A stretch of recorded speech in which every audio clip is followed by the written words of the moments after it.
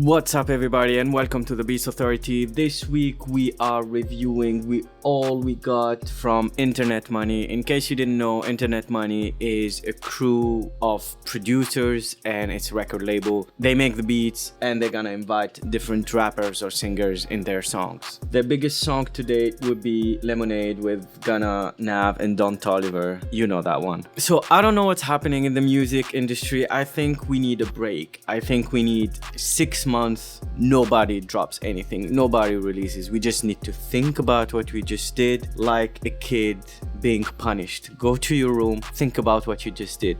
Now I need everybody to go to their rooms and think about the last music that dropped, because the shit is so average, is so forgettable, is so skippable. It's not that I don't want to review them, I don't even want to listen to them anymore. It's just boring. It's just, there's nothing happening. It's just music. It's just another song. It's just sounds. There's no statement anymore. There's nothing. There's absolutely nothing.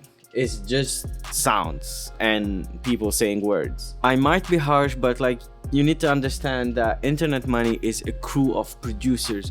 What's more than that to challenge the scene? I mean, I guess maybe the name is Money, so they're just about money. They don't care about the art. I don't know. But these guys are pretty talented. They have great productions. They are amazing actually. So to make something average is disappointing to me. I feel like we reached a saturation point and it's needed from people like Internet Money and all these big names or new big names to put some effort to innovate and to be different. Once upon a time when there was Dr. Dre, Timbaland, Neptunes, that's in hip-hop, but also in rock, in guitar players, in anything. You listen to 2-3 seconds from a song, you know that's this band, that's this producer, that's this rapper. Now everything sounds the same. You have 3-4 different waves and everybody's doing the same thing. Every rapper sounds the same, and it's pretty annoying. It's like the YSL compilation. There's 7 people in a track. I don't know who's who. When are you starting? When did this one start the verse? When did this other one finish the hook? It's the same effects on the vocals, it's the same lyrics, it's the same everything. It's boring, yo. Be different, be yourself a little bit. Stop trying to be something you're not because it worked for somebody else. It's annoying. We are reaching a saturation point. Anyways, long introduction, a little rant. I'm not sorry for it. 2K in the soda, whatever the fuck that means. It's so boring. What intro is that? The beat is just a loop. It starts and it never ends. This is 1 minute 59 seconds and it feels like 2 hours because it's just the same thing. It's just a loop. So I have no problem, don't get me wrong, I have no problem with half-an-hour songs or an hour song. So it's not about the time factor, it's more about how to make it interesting, how to keep the listener engaged. And in this case, the beat is a loop and there's absolutely nothing happening. Lucky, She Wants Some More with Ken Carson and Lil Tecca. This song is pretty cool. The bounce is nice. These melodies are cool. The flow is whatever for the rappers, and it's just that sound, the wham, that was a little distracting for me. If for whatever reason the producer really insisted to have it, I would have had it a little more in the background, so it's less distracting. Other than that, good vibe. On Me with Destroy Lonely, now we're talking. This is a good song. This is the right energy, real, raw energy. Shout out Jalil. This feels like you go on Google and you type Yeet type beat or Jalil type beat, that vibe, Rage type beat, Playboy Cardi, Lil Uzi Vert, them. But not everybody can do it right, and this was great. Okay, now let's move to the big boss of that vibe, and it is Yeet, No Handouts. And honestly, I prefer On Me. It's just a better beat, better vibe, better everything actually. The flows, the melodies, and I think he produces as well, but I know for sure he adds bells to everything he makes. Even if it's beats that he received from somebody else, he will just add these bells and that's his signature sound. So I don't know who started this Nintendo sounding beats. Honestly, I don't know how far it can go. It is cool. There is room for innovation here. There is room for keeping it fresh and not reach the saturation point.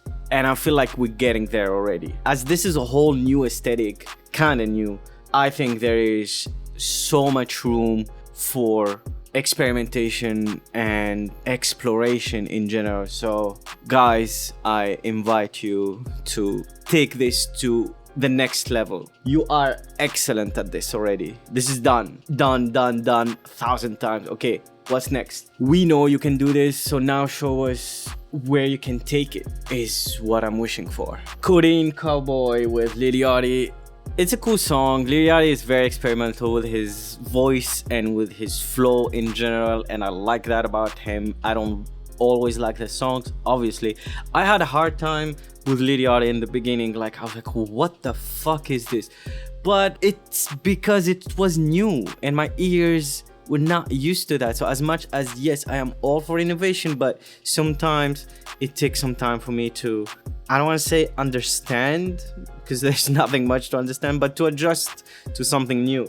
This is a cool song, but nothing else. But notice that so far, as much as I talked about mixing and the snare and the kick and the bass and whatever, I didn't do any of these comments here because I think it's great. Creatively, I want to challenge these guys to give us more because they're fucking talented. Give us more, not in quantity, give us more in quality. Falsetto with Lil Tecca. This song is great, actually. It's one of my favorite songs. I think the melodies are great, his flow is great, all of it. It's just so many details happening in the beat, the production. It sounds amazing. Pretty good way to finish the album, I would say. So I have two favorites here. It's gonna be On Me and it's gonna be Falsetto for very different reasons, but these two songs are really, really good. And the worst song is the intro. 2K in the Soda shouldn't have been in this album at all. Overall, it feels like there was not much effort put to make this happen. It feels like a bunch of songs that were sitting in their hard drive and they were saying, okay, when was our last release?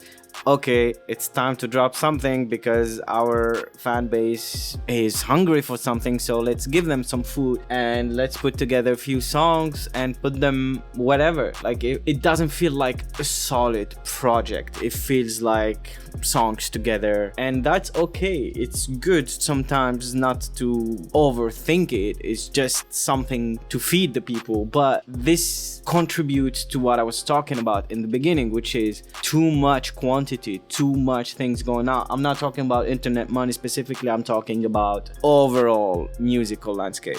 Thank you so much for listening. Like the video, comment, please let me know what you think about this album, what you think about the Beats Authority channel in general. Let me know if you have any suggestion, any comments. I'm listening, I'm reading. See you next week. Peace.